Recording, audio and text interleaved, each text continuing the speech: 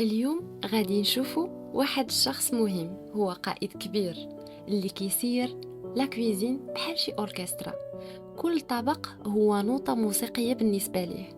هو اللي كيصمم لائحة الطعام، كينسق بين الفريق وكيراقب الجودة، وكيتأكد أن كل طبق خارج باحترام المعايير الصحية وبلمسة ذوقية راقية.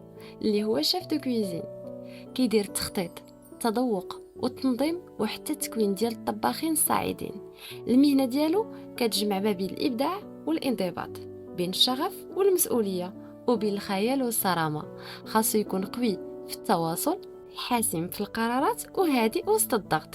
إلا كنتي كتشوف الطبخ أكثر من مجرد خدمة وكتعتبره رسالة فنية فيها روحك وبصمتك، فهاد الدور هذا كيليق بيك وكينتظرك باش تخلي الأثر ديالك في كل طبق.